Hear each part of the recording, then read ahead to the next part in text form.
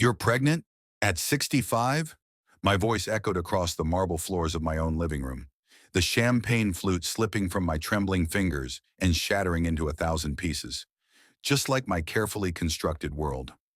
My husband Samuel stood there in his oil-stained work clothes, dirt still under his fingernails from the garage, his calloused hand protectively placed on my flat stomach as if guarding a miracle. The man I'd married 3 months ago after hiring him to fix my Rolls Royce. The man I'd rescued from poverty. The man who was now looking at me with something I'd never seen before: defiance. "Yes, ma'am," he said, using that formal address that suddenly felt like mockery. "The doctor confirmed it this morning. 12 weeks along. I was Folasadam Adeyemi, owner of Adeyemi Holdings, one of the largest real estate empires in Lagos." My face graced the covers of business magazines. Politicians sought my endorsement. I'd built an empire from nothing after my first husband died 20 years ago, leaving me childless and supposedly barren. That barrenness had defined me, haunted me through 2 more failed marriages, until I'd stopped hoping entirely. Until Samuel. I'd seen him at his roadside garage in Surulere, shirtless in the Lagos heat, his muscular frame bent over an engine. 42 years old, widowed, struggling to feed his aging mother. When he'd smiled at me, something in my dried-up heart had stirred back to life. I'd courted him shamelessly, showered him with gifts, promised him a life beyond his wildest dreams. And he'd married me, a woman 23 years his senior, with silver braids and age spots I covered with expensive creams. What would you do if your husband said this to you? Hit like if you've ever felt betrayed and comment where you're watching from. "That's impossible," I whispered, my knees buckling. My housemate Amara rushed forward to steady me, her young face creased with concern. 3 doctors told me I could never conceive. I went through menopause 15 years ago. Samuel's jaw tightened. Maybe those doctors were wrong. Maybe God decided to bless us. Us? The word tasted bitter on my tongue. Samuel, I'm 65 years old. My body can't. This doesn't make medical sense. He moved toward me, and I saw it then. The slight hesitation in his step. The way his eyes wouldn't quite meet mine. My business instincts, honed through decades of negotiations and detecting lies, suddenly screamed danger. "Show me the test results," I demanded. He pulled out his phone, and I snatched it from his hands. The medical report was there, official letterhead from Lagos Island Medical Center. Patient name, Folasad Adeyemi. Gestational age, 12 weeks. My hands shook as I read it. Below the report was a text message thread I hadn't meant to open. The messages were from someone named Chidinma, my heart. Baby, did she believe it? Just keep playing along. Once the baby is born, we'll have everything. I can't wait to see her face when she finds out the truth. My vision blurred. The phone clattered to the floor. Who is Chidinma? My voice came out deadly quiet. Samuel's face went pale beneath his dark skin. Folasad, I can explain. Who is Chidinma? She was my girlfriend before we got married. But I ended things, I swear. Before we got married, I laughed, a horrible sound that echoed off the high ceilings of my Banana Island mansion. The messages are from this morning, Samuel. This morning. Amara gasped behind me. My driver, Amaka, who'd been standing silently by the door, stepped forward protectively. Samuel held up his hands. It's not what you think. Yes, Chidinma is pregnant, but what? You thought you could pass her pregnancy off as mine? The pieces were clicking together now, each one more devastating than the last. That medical report, you paid someone to forge it. You were going to bring another woman's child into my home and pretend it was my miracle baby. His silence was confirmation enough. How long have you been planning this? I asked, my voice breaking despite my efforts to stay strong. Since before our wedding? Did you ever love me at all? Or was I just a retirement plan? Folasade, please. Get out. The words came out as a whisper, but they held all the authority of a woman who'd built an empire through sheer will. Get out of my house. Now. This is my house too, he said. And there it was, the mask dropping completely. His face hardened, losing that gentle expression I'd fallen for. We're married, Under Nigerian law, I'm entitled to half of everything. The audacity took my breath away. You scheming bastard. I'm not the one who married a man young enough to be her son because she was desperate and lonely. He shot back. You paraded me around like a trophy, showed me off to your rich friends. What did you think I was? Your pet? Your boy toy? Each word was a knife to my heart. Because he was right. I had been desperate, lonely, so hungry for love and companionship that I'd ignored every red flag, every warning sign. I gave you everything, I whispered. You gave me scraps from your table and expected gratitude. Samuel picked up his phone from where I dropped it. Chidinma loves me for who I am, not for what I can do for her. She's carrying my child, our child. And yes, we planned this. Because you owe me, Folasad. You owe me for every time you treated me like hired help, for every time your friends looked at me with pity. So you decided to commit fraud? To humiliate me? I decided to secure my future. Our future. He headed toward the door, then turned back. My lawyer will be in touch about the divorce settlement. And just so you know, that garage you bought for me? I've already transferred it to Chidinma's name. Those joint accounts you opened? Empty. You're a smart businesswoman, Folasade, but you're a stupid woman in love. The door slammed behind him, and I collapsed onto my Italian leather sofa, my body shaking with rage and heartbreak. Amara knelt beside me, tears streaming down her face. Madam, I'm so sorry. I never trusted him, but I didn't want to speak out of turn. I looked at her young face. She couldn't have been more than 25. What do you mean? She hesitated, then whispered. I saw him with a woman at the market in Surulere 3 weeks ago. They were buying baby things together. She was pregnant, and he was so gentle with her, madam. The way he touched her stomach, kissed her forehead. I wanted to tell you, but I wouldn't have believed you.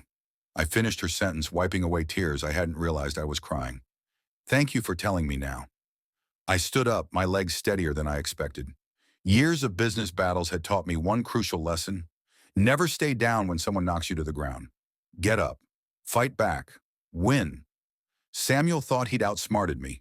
He thought he could steal from Folasad Adeyemi and walk away unscathed. He had no idea who he was dealing with. Don't forget to like, subscribe, and turn on notifications for more gripping stories like this. What do you think happens next? Comment below.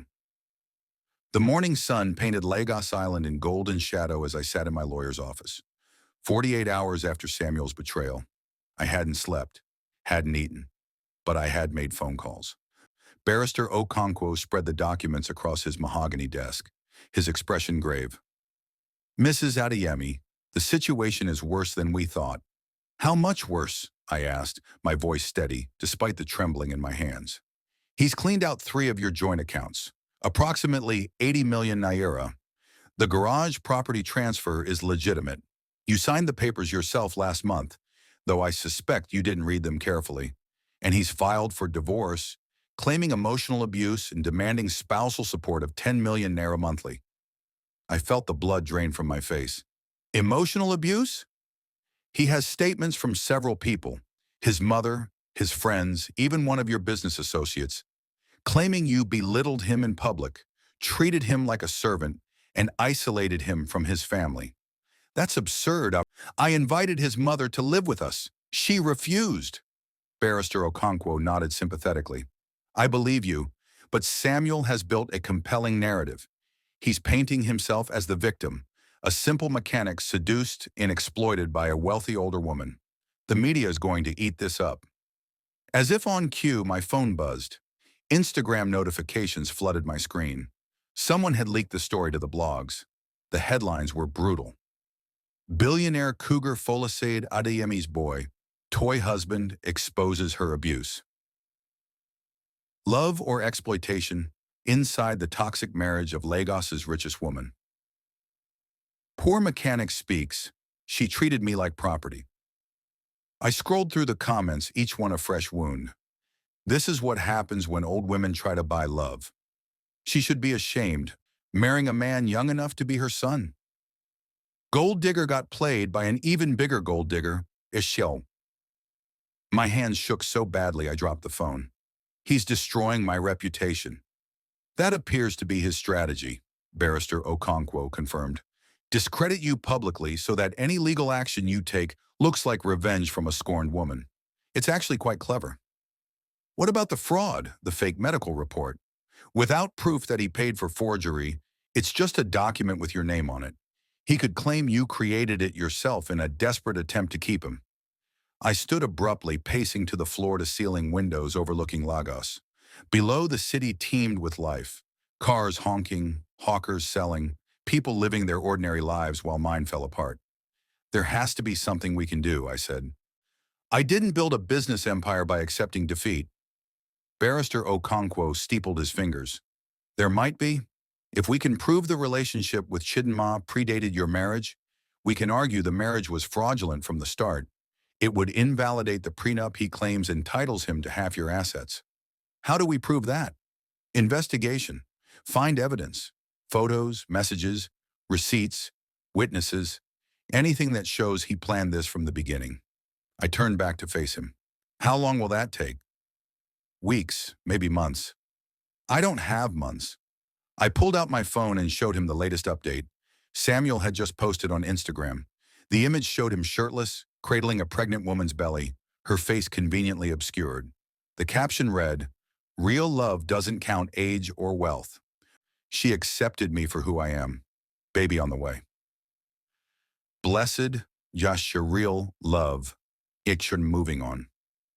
The post already had thousands of likes and supportive comments. He's turning himself into a folk hero, I said bitterly. The poor man who escaped the rich woman's clutches to find authentic love. My phone rang. It was my sister Abimbola calling from London.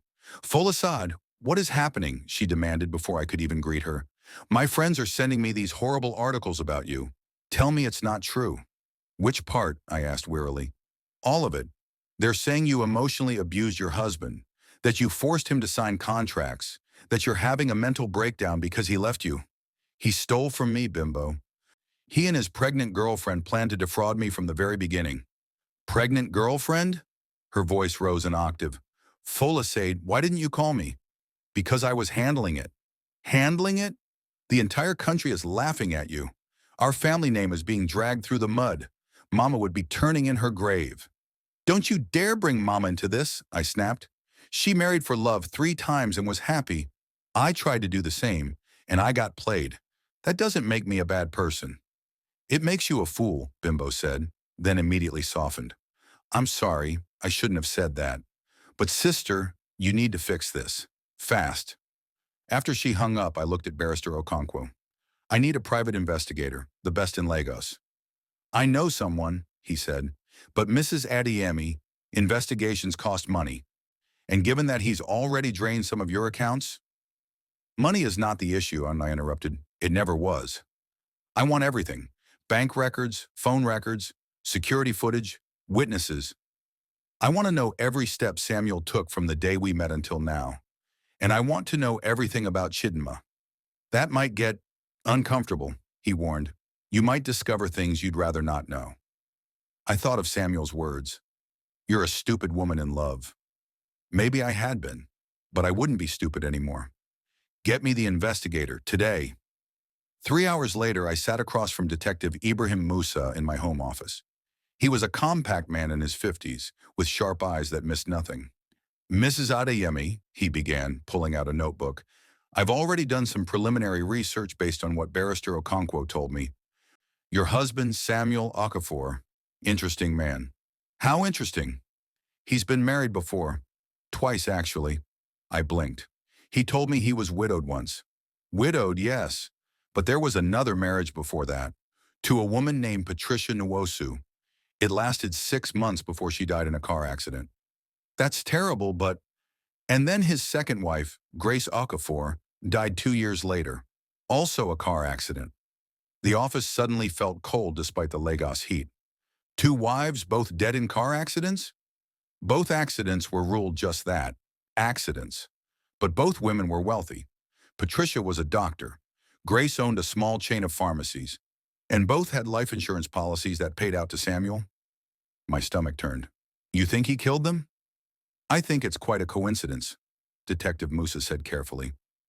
And I think we should investigate further, because there's something else you should know. He pulled out a photograph and placed it on my desk. It showed Samuel and Chidinma at a wedding, their wedding. This was taken 4 years ago in Enugu, Detective Musa explained. They've been married this whole time, which means his marriage to you is invalid. But the certificate, we registered it. How is this possible? Bigamy. He used false documents to marry you. Chidinma has been living in Enugu this whole time, pregnant with their third child. Third, I whispered. They have 2 daughters, ages 3 and 2. So the pregnancy story, that part was real, but she's his wife, not his girlfriend. I stared at the photograph. Chidinma was beautiful, young, maybe 30, with smooth dark skin and bright eyes. She wore traditional Igbo attire, and Samuel looked at her the way I dreamed he'd look at me. So everything was a lie, I said numbly, from the very beginning. I'm afraid so. The question is, what do you want to do about it? I thought of the empty bank accounts, the stolen property, the destroyed reputation. I thought of my mama's words before she died. Folasad, don't let anyone make you small. You were born to take up space in this world. I want justice, I said firmly. Legal justice. I want him arrested for bigamy, for fraud, for theft. I want his name destroyed the way he's destroyed mine. And I want my money back. Detective Musa nodded approvingly. Now that's the Folasad Adeyemi I've read about in the papers. The one who doesn't back down from a fight. But I need evidence that will hold up in court. Can you get it? Mrs. Adeyemi, by the time I'm done investigating, we'll have enough evidence to put him away for years. He stood to leave, then paused. One more thing. The fake medical report claiming you're pregnant. I traced the doctor who allegedly signed it. He doesn't exist. The medical center letterhead was forged, but badly. Samuel got sloppy, probably because he thought you'd be too emotional to check carefully. Why would they even try such an obvious fraud? I wondered aloud. Because it was never about making you believe you were pregnant, Detective Musa explained. It was about public humiliation. He wanted you to announce the pregnancy, get excited, tell all your friends, and then he'd discover it was fake and accuse you of being delusional. That way, when he took you to court, he'd have evidence of mental instability. The cruelty took my breath away. How did you become such an expert in human cruelty? 25 years as a detective in Lagos, he said with a sad smile. I've seen it all. But Mrs. Adeyemi, the ones who plan this elaborately usually make mistakes. They can't help themselves. We'll find those mistakes, and we'll use them to bury him. After he left, I sat alone in my office, surrounded by photos of my accomplishments, groundbreaking ceremonies, award presentations, magazine covers. I'd built all of this alone. I'd survived 2 divorces, bankruptcy, sexism, and every obstacle Lagos could throw at a woman in business. I'd survived this too. My phone buzzed again. Another Instagram post from Samuel, this time a video. Against my better judgment, I clicked play. He sat on a couch I didn't recognize, Chidinma beside him, her pregnant belly prominent. The video was shot to look candid, intimate. I want to address the rumors, Samuel began, his voice trembling slightly. Yes, I left my marriage to Mrs. Folasad Adeyemi, but not for the reasons the blogs are saying. I left because I was being controlled, manipulated, and abused. She threatened to destroy my family if I ever spoke out. She made me sign documents I didn't understand. She monitored my every move. Chidinma placed a hand on his arm supportively. Baby, you don't have to. No, I need to say this, he continued, looking directly at the camera. I'm not asking for sympathy. I just want people to understand that abuse doesn't have a gender. Men can be victims too. And I'm grateful that Chidinma gave me the courage to leave and reclaim my life. The video ended with them embracing, her head on his shoulder, both looking like the picture of victimized innocence. The comments were overwhelmingly supportive. So brave for speaking your truth. Men are victims too. Thank you for sharing your story. That old woman should be ashamed. I closed the app and opened my email instead. There was a message from my publicist with the subject line, urgent, we need to talk. The email detailed the damage to my reputation. Several business partners were questioning their associations with me. Two major deals were on hold, and the tabloids were offering money for interviews with anyone who'd ever worked for me. But there was also an attachment, a letter from the Lagos Business Women's Association, where I'd been a board member for 15 years. They were asking me to step down until this matter is resolved to avoid bringing negative attention to the organization. That hurt more than anything Samuel had done. These were women I'd mentored, supported, and championed, and they were abandoning me. Amara knocked softly on my door. "Madam, you haven't eaten all day. I made your favorite, jollof rice and grilled fish. I'm not hungry. Please, madam, you need your strength."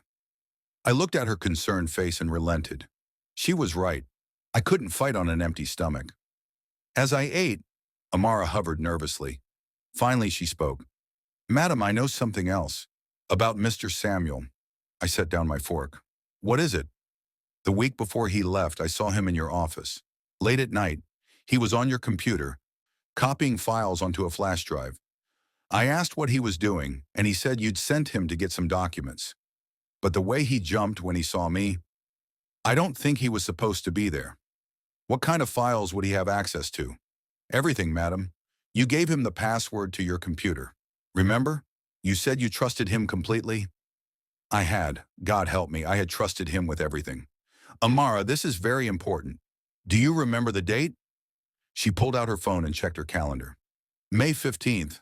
I remember because it was my sister's birthday, and I left work early the next day to celebrate with her." May 15th, just 2 weeks before the fake pregnancy announcement. Whatever Samuel had copied from my computer, he'd planned to use it against me. I called Detective Musa immediately. "Mrs. Adeyemi, no, it's late. He hacked my computer. I need you to find out what he took. Financial records, business plans, private emails. He has access to everything." There was a pause then. "Can you check what files were accessed on May 15th? I pulled up my laptop's activity log. The list of accessed files made my blood run cold. Tax returns, business acquisition plans, private correspondence with my lawyers about estate planning, medical records, personal photos, bank account information. He has everything," I whispered. "Every secret, every vulnerability. He could destroy me. Or he could blackmail you," Detective Musa said grimly. "Mrs. Adeyemi, we need to move faster than I thought. If he has this information, he's dangerous. Not just to your reputation, but potentially to your physical safety." "What do you mean?" "Two dead wives. Remember? Both had life insurance. Both had assets. And both died before they could discover his schemes." His voice was urgent now. "Do you have security?" "I have Amaka, my driver, and security guards at the gate." "That's not enough. I'm sending someone to your house tonight. Don't eat or drink anything you didn't prepare yourself. Don't go anywhere alone. And Mrs. Adeyemi, file a police report first thing tomorrow morning. We need an official record of the theft."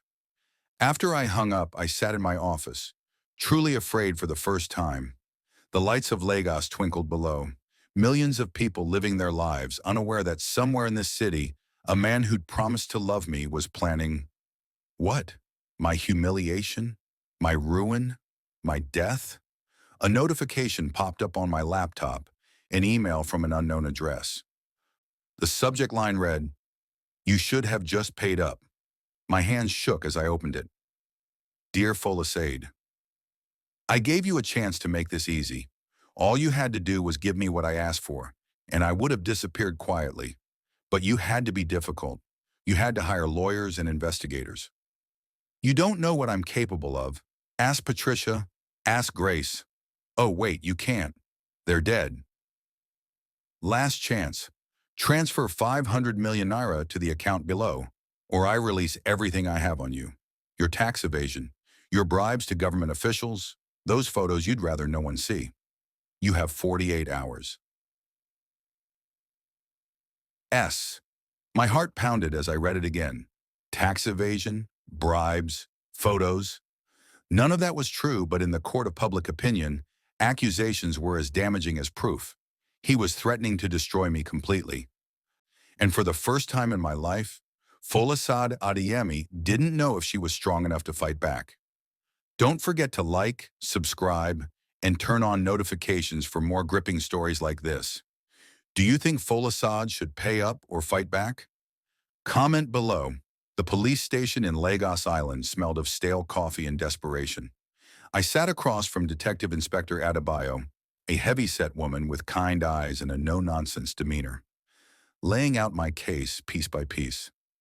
Mrs. Adeyemi, she said after I'd shown her everything, the blackmail email, the evidence of bigamy, the forged documents. This is serious, but I need to be honest with you. Cases like this, they take time. And with your husband's current public narrative, he's not my husband, I interrupted. He was never my husband. The marriage is invalid. Yes, technically, but that's for the courts to decide, and the courts move slowly. Meanwhile, Mr. Okafor has positioned himself as the victim. If we arrest him now, the media will paint it as a powerful woman using her connections to punish her younger ex-lover. I leaned forward. He threatened to kill me. He said I should ask his dead wives what he's capable of. I understand, but what? You need me to actually be dead before you'll take this seriously? Detective Inspector Adebayo's expression hardened. I didn't say that. I'm trying to explain the reality of the situation. However, she pulled out a form, I can file your complaint officially. And with the evidence your private investigator is gathering, we can build a case for fraud, theft, and potentially conspiracy. The death threats, though, that email could have been sent by anyone. It came from Samuel's email address, which could have been hacked. Mrs. Adeyemi, I believe you, but belief isn't evidence.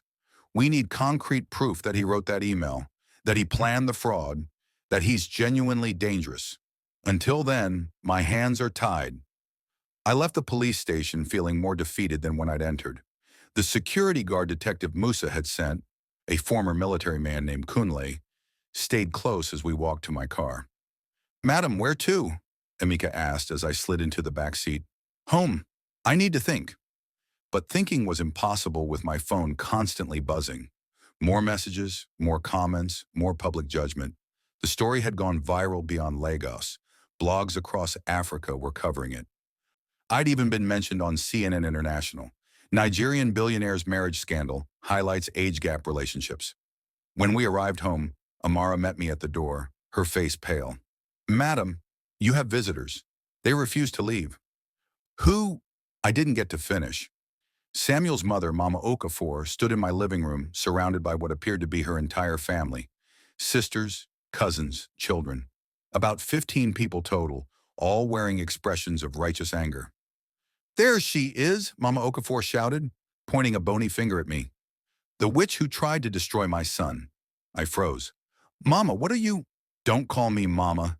You are not my daughter-in-law, thank God. You seduced my boy with your money, your big house, your expensive cars. You made him forget his place, forget his real family. The other relatives murmured agreement. One woman I didn't recognize spat on my marble floor. I think you all need to leave, I said, trying to keep my voice steady. This is my private property. Your property? Mama Okafor laughed bitterly. Everything you have, you got by using people. My son worked in your house like a slave, and now you want to destroy him because he dared to find real love?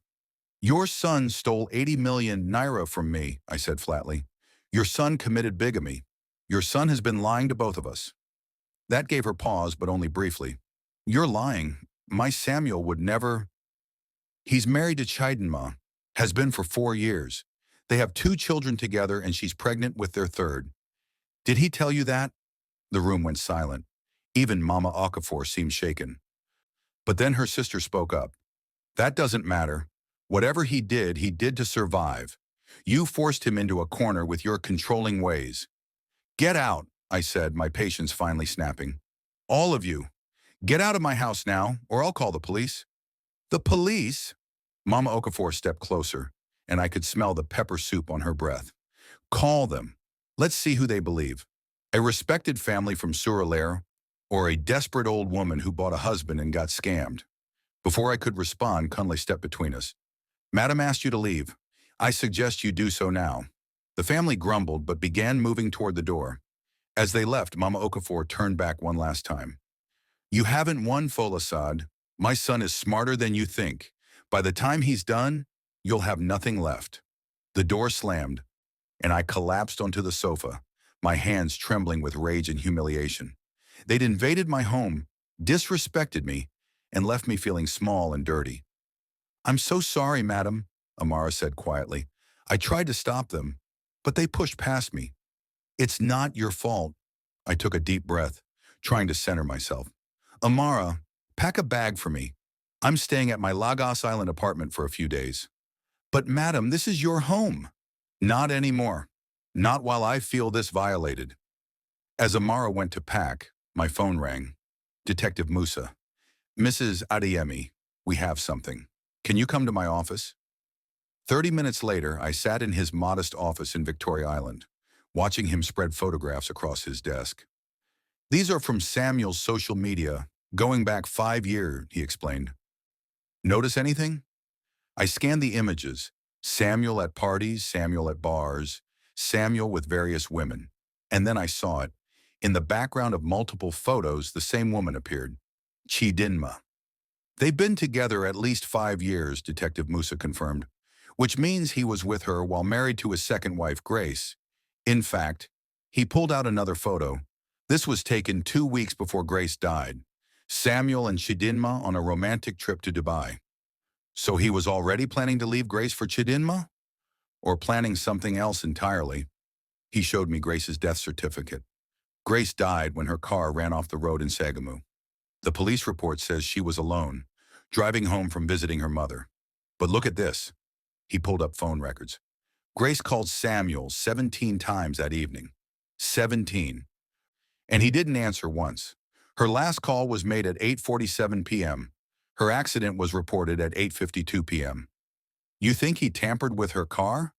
I think it's suspicious, and I think we should have that car examined, if it still exists. He pulled out another document. But here's what really interesting. Grace's pharmacy business was worth about 45 million naira.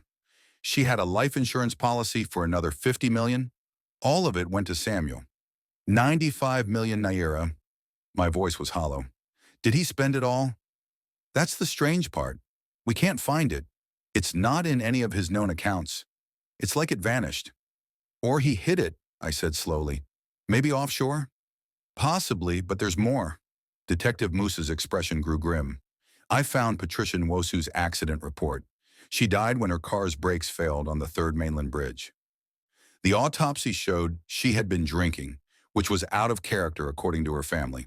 They suspected foul play but couldn't prove anything. And Samuel inherited from her too? 35 million naira. Life insurance and savings. He sat back, watching me process everything.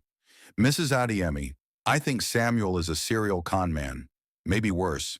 I think he specifically targets wealthy women, marries them, and then either scams them or removes them. The room felt too small suddenly. You think he planned to kill me? I think you got suspicious too fast. With the others, he was more patient. But you have resources they didn't. Lawyers, investigators, connections.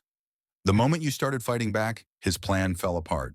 That's why he pivoted to public humiliation and blackmail. He's trying to salvage what he can. So what do I do? We build an airtight case. I'm working with a forensics expert to examine Grace's accident. We're interviewing Patricia's family. And I've got a tech specialist tracking the 500 million naira he demanded. Even if he doesn't have offshore accounts, threatening to release false information is still extortion. How long will all this take? 3 weeks. Maybe 4? Can you lay low that long?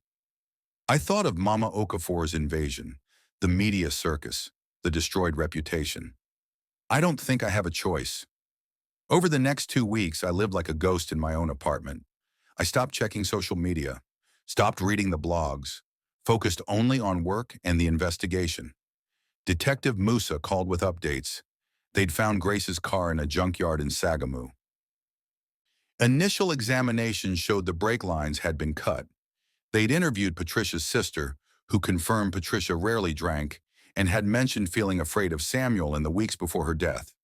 They'd traced the blackmail email to an IP address in Enugu, Chidinma's hometown. But the most damning evidence came from an unexpected source, Samuel's business partner at the garage. Chike Nwofor sat across from me in Detective Musa's office, nervously wringing his hands. He was a thin man in his 30s with worry lines etched deep into his forehead. I didn't want to get involved, Cheek said quietly. But what Samuel is doing to you, it's not right. And I have a daughter. I keep thinking, what if someone did this to her one day? What can you tell us? Detective Musa prompted gently. Cheek took a deep breath. Samuel came to me about 6 months before he met you, Mrs. Adiemi. He said he had a plan to secure his future. Those were his exact words. He showed me photographs he'd printed out, pictures of wealthy women in Lagos, businesswomen mostly, older women. You were one of them. My blood ran cold. He was targeting me specifically? You and 3 others. He said older wealthy women were lonely and desperate, that they'd do anything for companionship. He talked about it like a business strategy. Cheek looked ashamed. I told him it was wrong, but he just laughed, said I was too soft to ever be rich. Did he mention the other women? What happened to them? Detective Musa asked. He said one was too smart and saw through him immediately.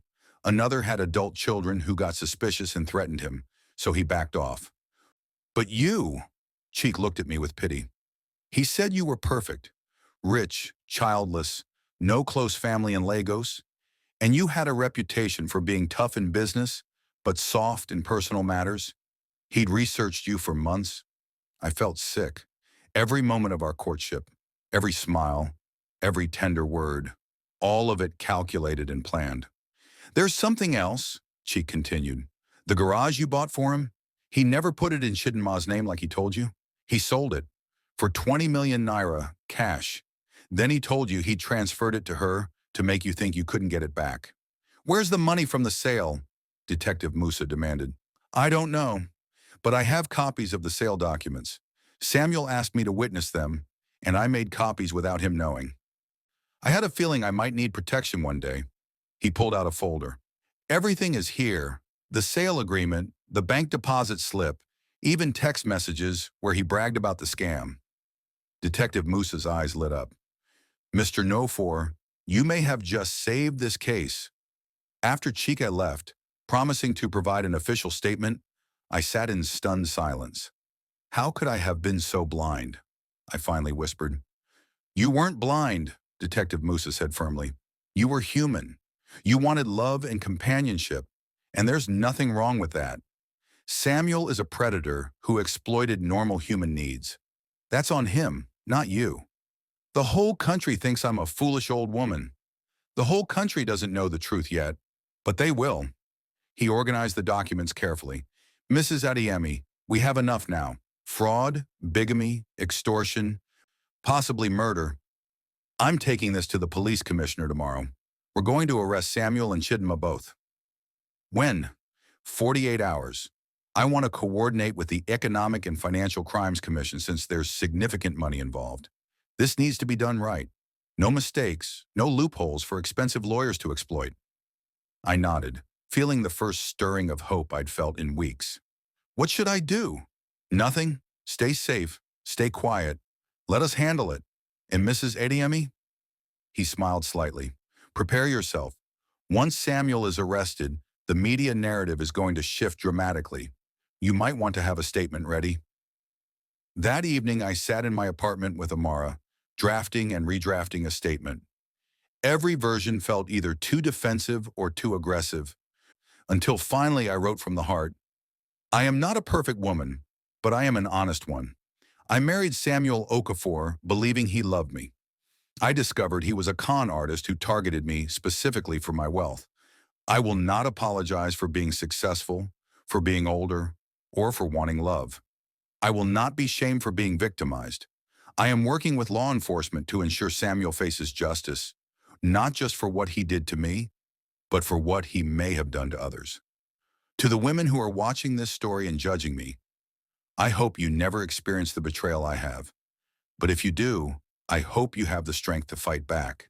That's what I'm doing, and I won't stop until justice is served. Amara read it and nodded approvingly. This is good, madam. This is you. My phone buzzed. A message from my sister Bimbo. I'm flying in tomorrow. You shouldn't be alone right now. For the first time in weeks, I felt the tightness in my chest ease slightly. I wasn't alone. I had people who believed in me, and soon I'd have justice. But that night, as I lay in bed staring at the ceiling, one question haunted me. If Samuel had been patient, if he'd waited just a little longer before showing his true colors, would I have ended up like Patricia and Grace? The thought kept me awake until dawn. Don't forget to like, subscribe, and turn on notifications for more gripping stories like this. Do you think justice will be served? Comment below. The arrest happened on a Tuesday morning, and Detective Musa made sure I heard about it before the media did. We have them both, he said over the phone at 7 a.m. Samuel and Chidinma, EFCC officers coordinated with local police. We raided the house in Enugu, where they've been living. Did he resist? Tried to run, actually. Jumped the back fence and made it about 2 blocks before officers tackled him. Very dramatic. The neighbors recorded everything on their phones. There was satisfaction in his voice. It'll be all over social media by noon. He was right. By 10 a.m., the videos were everywhere. Samuel, the man who'd presented himself as a victimized innocent, was shown running from police, being thrown to the ground, screaming obscenities as officers handcuffed him. His carefully crafted image shattered in seconds. The comments section that had once defended him turned vicious. He ran like the guilty thief he is. I knew something was off about his story. That poor woman, Mrs. Adeyemi, was telling the truth all along. My publicist called, barely containing her excitement. Fola said, this is it. This is the moment we turn the narrative around. Are you ready? Ready for what? Interviews. Everyone wants to talk to you. Channels TV, Arise News, even CNN Africa. We need to get your story out there before Samuel's lawyers start spinning this. I hesitated. Part of me wanted to hide, to let the legal system do its work quietly. But I remembered Mama Okafor's words, you'll have nothing left. I'd already lost my reputation, my peace of mind, nearly my entire fortune. I wouldn't lose my voice too. Set up the interviews, I said. But only with serious journalists. No tabloid shows, no gossip blogs. I want to be taken seriously. The first interview aired that evening on Channels TV. The journalist, Kadaria Ahmed, was known for her tough questioning, which was exactly what I needed. Mrs. Adeyemi, she began, many people watching believed your husband, ex-husband, when he said you were abusive and controlling. What do you say to those people now? I looked directly at the camera. I say that I understand why they believed him. Samuel is convincing. He's been doing this for years, targeting wealthy women, making them fall in love with him, and then exploiting them. I'm not the first. His 2 previous wives both died under suspicious circumstances after naming him in their life insurance policies. I may have been the first to survive. Kadaria's eyes widened. That's a serious allegation. It's a serious situation. The police are investigating both deaths. What I know for certain is that Samuel committed bigamy, fraud, and extortion against me. The evidence is overwhelming. I leaned forward. But here's what I want other women to know. This isn't about age. Patricia Nwosu was in her 30s when Samuel targeted her. Grace Okafor was 40. I'm 65. Predators don't discriminate by age. They look for vulnerability. They look for people who want love and trust too easily. Do you regret marrying him? I regret not doing a proper background check, I said honestly. I regret letting my loneliness cloud my judgment. But I don't regret hoping for love. That's human. What's inhuman is what Samuel did. The interview went viral. Within hours, women started coming forward. Not just Samuel's other victims, but women who'd had similar experiences with other con artists. My inbox filled with messages. Thank you for speaking up. I went through something similar and was too ashamed to tell anyone. You're so brave. I wish I'd had your courage when it happened to me. Don't let them shame you. You did nothing wrong. But the most important message came from an unexpected source, Patricia Nwosu's mother. Mrs. Adeyemi, the elderly woman's voice trembled over the phone. My name is Dorothy Nwosu. My daughter Patricia died 7 years ago, and I never stopped believing Samuel killed her. But no one would listen to me. They said I was a grieving mother looking for someone to blame. Now with what you've done, maybe we can finally get justice for my daughter. Mrs. Nosu, I said, my voice thick with emotion. I promise you, I won't stop until we have answers about Patricia. And Grace too. God bless you, my dear. You're a warrior.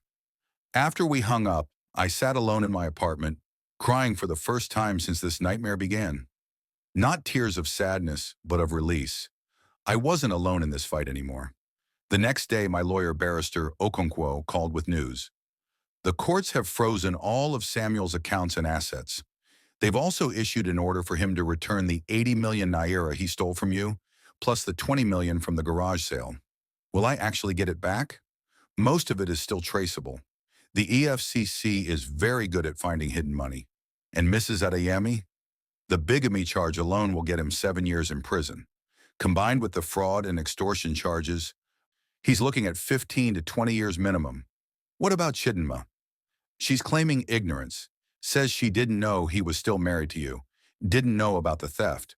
But we have evidence she helped forge documents and received some of the stolen money. She'll likely get 5 to 10 years. The preliminary hearing was scheduled for the following week. My sister Bimbo flew in the day before, wrapping me in a fierce hug as soon as she cleared customs at Murtala Muhammad Airport. Let me look at you, she said, holding me at arm's length. You've lost weight. I've lost a lot of things, I said wryly, but not your strength. Never that. She linked her arm through mine as we walked to the car. Now tell me everything. Don't leave out a single detail. That night, over pepper soup and palm wine in my apartment, I told her the whole story. She listened without interrupting, her face cycling through shock, anger, and finally determination. He targeted you, she said when I finished. Researched you, planned everything. That's not just a con, Fola said. That's calculated cruelty. I know. No, I don't think you fully understand. She grabbed my hands. This wasn't about your age or your loneliness. You could have been 35 and confident. And if you had money and were vulnerable in some way, he would have targeted you just the same. This is about him being evil, not you being stupid. I blinked back tears. Thank you. And tomorrow, she continued fiercely, you're going to walk into that courtroom with your head high. You're going to look him in the eye. And you're going to show him and everyone else that Folasad Adeyemi doesn't break. The courtroom was packed. Journalists, curious onlookers, and, to my surprise, several women I recognized from business circles who'd once been cold to me after the scandal broke. They nodded respectfully as I entered, a silent apology. Samuel was brought in wearing prison orange, handcuffs clinking. His eyes found mine across the room, and I saw it. Fear. The cocky confidence was gone, replaced by the panicked realization that he'd finally been caught. Chidinma sat separately, crying softly, her pregnant belly prominent. I felt a flicker of pity for her, then remembered the text messages. Just keep playing along. Once the baby is born, we'll have everything. The judge, Justice Okonjo, was a woman in her 60s with steel gray hair and a reputation for being uncompromising. Mr. Okafor, she began after reviewing the charges, you stand accused of bigamy, fraud, grand theft, extortion, and conspiracy. How do you plead? Samuel's lawyer, a nervous-looking young man clearly out of his depth, stood up. Not guilty, Your Honor. Not guilty? Justice Okonjo raised an eyebrow. We have documentary evidence of your illegal marriage to Mrs. Adeyemi while still married to Mrs. Chidinma Okafor. We have bank records showing you stole 100 million naira. We have testimony from multiple witnesses. We have emails you sent threatening Mrs. Adeyemi. On what basis do you plead not guilty? Samuel jumped to his feet. Because she deserved it. She treated me like property. She... Sit down, Mr. Okafor, the judge snapped. You'll have your opportunity to speak during trial. For now, given the overwhelming evidence and your apparent flight risk, as demonstrated by your attempt to flee during arrest, I'm denying bail. You'll remain in custody until trial. Your Honor, my client has no prior criminal record, the lawyer tried. Your client is a suspect in 2 suspicious deaths and has committed fraud multiple times. Bail denied. She turned to Chidinma. Mrs. Chidinma Okafor, or whatever your actual name is, you're charged with conspiracy to commit fraud and accessory to theft. Given your pregnancy, I'm granting bail of 10 million naira. Chidinma's crying intensified. I don't have 10 million naira. Then I suggest you find someone who does, Justice Okonjo said unsympathetically. Next hearing is in 6 weeks. Court is adjourned. As the guards led Samuel away, he turned and screamed at me. This isn't over, Folasade. I'll destroy you. That's enough. A guard shoved him forward, and he disappeared through the door, still shouting threats. Outside the courthouse, reporters swarmed me. Mrs. Adeyemi, how do you feel about the judge's decision? Do you think justice will be served? What message do you have for other women in similar situations? I raised my hand for quiet, and miraculously they listened. Today was just the beginning, I said clearly. Justice takes time, but it's worth the wait. To any woman watching who's been victimized, manipulated, or betrayed, don't stay silent. Don't let shame stop you from seeking justice. And don't let anyone make you feel small for being human enough to want love. The cameras flashed as I got into my car. Bimbo squeezed my hand. You did good, sister. But my fight wasn't over yet. That evening, Detective Musa called with news about Grace's car. The forensics are back, he said. The brake lines were definitely cut, and we found Samuel's fingerprints on the underside of the car, near where the cuts were made. My heart pounded. That's murder. That's at least manslaughter, possibly premeditated murder. We're filing additional charges tomorrow. Mrs. Adeyemi, this changes everything. If convicted of murder, Samuel could face life in prison or even the death penalty. I should have felt triumphant. Instead, I just felt tired and sad. For Grace, for Patricia, for the man Samuel could have been if he'd chosen differently. What about Patricia's case? I asked. Still investigating. The car was destroyed in the accident, so physical evidence is limited. But we're interviewing mechanics who worked on her car before the crash. One remembers Samuel bringing the car in for brake maintenance just days before she died. Over the next week, the media narrative completed its transformation. Think pieces appeared in newspapers. The rush to judgment, how we failed Folasade Adeyemi. The Lagos Business Women's Association issued a formal apology and reinstated me to the board. Business partners who distanced themselves reached out to rebuild relationships. But the most satisfying moment came when Mama Okafor appeared on my doorstep, alone this time, tears streaming down her face. Mrs. Adeyemi, she began, her voice breaking, I came to apologize. I defended my son because mothers always think their children are good. But I was wrong. I was so wrong. I wanted to turn her away, to make her feel the humiliation she'd made me feel. But looking at her broken expression, I felt only pity. Come in, Mama, I said quietly. We sat in the living room where she'd once spat insults at me. Now she wept openly. I didn't know, she said, about Chidinma, about the bigamy, about those other poor women. Samuel told me you were trying to destroy him because he wanted to leave. I believed him. What kind of mother raises a monster? You didn't raise a monster, I said gently. You raised a child who made terrible choices. That's not your fault. How can you be kind to me after what I did? Because holding on to anger only hurts me. I poured her some tea. Mom, I won't lie. What you did hurt. But Samuel hurt both of us. He used your love against you, just like he used my loneliness against me. She nodded, wiping her eyes. Is there anything I can do to help your case? Actually, yes. If you testify that Samuel lied to you about our marriage, it strengthens the fraud case. But I understand if you don't want to testify against your son. She straightened her spine, suddenly looking stronger. I'll testify. My son needs to face consequences. Maybe prison will change him.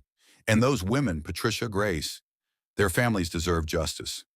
After she left, Amara brought me dinner. Madam, you're kinder than I would be. I would have thrown that woman out. Maybe, I said. But kindness is a choice, Amara. And I choose not to let Samuel's cruelty make me cruel. That's how I win. Not by becoming like him, but by remaining myself. That night, I stood on my balcony overlooking Lagos, the city lights sparkling like scattered jewels. Somewhere out there, Samuel sat in a cell, his plans in ruins. Somewhere, Patricia and Grace's families were finally getting answers. And here I stood, Folasad Adeyemi, bruised but unbroken. The final trial was scheduled for next month. Whatever happened there, I knew I'd already won the most important battle. I'd reclaimed my power, my voice, and my sense of self. Samuel had tried to destroy me. Instead, he'd shown me just how strong I really was. Don't forget to like, subscribe, and turn on notifications for more gripping stories like this. What kind of sentence do you think Samuel deserves? Comment below. The trial lasted 3 weeks, and every day the courtroom was packed. It became the most talked about case in Lagos, not because of scandal anymore, but because it represented something larger. Justice for women who'd been silenced, vindication for victims who'd been blamed. I attended every single day, sitting in the front row with Bimbo on one side and Dorothy Nwosu, Patricia's mother, on the other. Grace's sister, Blessing, sat behind us. We'd formed an unlikely alliance. These women who'd loved Samuel's victims, united by grief and determination. The prosecution was devastating. They presented bank records showing the stolen money. They showed the forged documents. They played recordings of Samuel's phone calls with Chidinma, where they discussed their retirement plan once they'd bled the old woman dry. But the murder evidence was what truly shocked the courtroom. A mechanic named Tunde testified that Samuel had paid him 50,000 naira to tamper with Grace's brakes, claiming he wanted to teach his wife a lesson about her reckless driving. Tunde had refused, but Samuel had found someone else, a young apprentice named Femi, who needed money desperately. Femi took the stand, looking haunted. "I was only 19, he said, voice shaking. He told me it was just a prank, that the brakes would fail in a parking lot and scare her. I didn't know she would die." "And after she died?" the prosecutor asked gently. "He gave me another 100,000 naira and told me if I ever spoke about it, he'd make sure I went to prison for murder. I've been carrying this guilt for 2 years. The courtroom erupted. Justice Okonjo banged her gavel for order. Samuel's defense fell apart piece by piece. His lawyer tried to argue that he'd been manipulated by me, that I'd driven him to desperation. But when they put him on the stand, his arrogance destroyed any sympathy he might have garnered. "Mrs. Adeyemi was an easy target," he said, seeming unable to help himself. "These rich women, they're so desperate for attention that they'll believe anything. I saw an opportunity and I took it. Is that a crime?" "Yes, Mr. Okafor," Justice Okonjo said dryly. "Fraud, theft, and murder are all crimes." "I didn't murder anyone," he insisted. "Grace's death was an accident. A tragic accident." "An accident you orchestrated by paying someone to cut her brake lines?" "That wasn't, I never meant—" He stopped, realizing he'd trapped himself. The prosecutor smiled. "No further questions, Your Honor." Chidinma's testimony was equally damaging. Under oath, she admitted she'd known about the fraud from the beginning. She'd helped forge documents, had access to the stolen money, and had actively participated in planning the fake pregnancy scheme. "But I loved him," she sobbed. "I thought we were building a future together. I didn't know about the other women, about Patricia and Grace. I swear I didn't know he'd killed them." "Yet you helped him try to swindle Mrs. Adeyemi out of 500 million naira, the prosecutor pointed out. "That was different," Chidinma insisted weakly. "She had so much money. We thought she wouldn't really miss it." The entitlement was breathtaking. These people had convinced themselves that because I was wealthy, I deserved to be robbed. On the final day of trial, the prosecution asked me to testify. I'd been dreading this moment, but I was ready. "Mrs. Adeyemi," the prosecutor began, "can you tell the court how Samuel Okafor's actions have affected your life?" I looked at Samuel. He refused to meet my eyes. "He didn't just steal my money," I said clearly. "He stole my dignity, my reputation, and my faith in love. For weeks, I was afraid to leave my home because of the public ridicule. I lost business relationships I'd built over decades. I was asked to step down from charitable boards where I'd served for years. My own family questioned my judgment. And how do you feel now?" "Grateful," I said, surprising even myself. "Grateful that I discovered the truth before it was too late. Grateful that I had the resources to fight back. and grateful that by fighting I may have prevented Samuel from victimizing another woman. I turned to face him directly. But I'm also heartbroken, not for myself, but for Patricia and Grace. They didn't get the chance to fight back. They didn't survive, and their families have lived with that pain for years. What would you like to see happen to Mr. Okafor? I want him to face the full consequences of his actions. And I want the justice system to send a clear message that con artists, predators, and murderers will be held accountable, regardless of how compelling their lies might be. The courtroom was silent as I returned to my seat. Dorothy squeezed my hand. Patricia would have liked you, she whispered. The jury deliberated for 6 hours. When they returned, the four women stood and read the verdict in a clear, steady voice. On the charge of bigamy, we find the defendant guilty. On the charge of fraud, we find the defendant guilty. On the charge of grand theft, we find the defendant guilty. On the charge of extortion, we find the defendant guilty. On the charge of conspiracy, we find the defendant guilty. On the charge of manslaughter in the death of Grace Okafor, we find the defendant guilty. Samuel's face went white. Chidinma collapsed into sobs. Justice Okonjo looked at Samuel with undisguised contempt. Mr. Okafor, in my 30 years on the bench, I have rarely encountered someone as calculating and remorseless as you.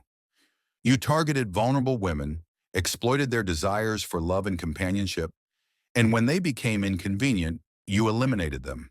The evidence shows a pattern of predatory behavior spanning at least 7 years. She consulted her notes.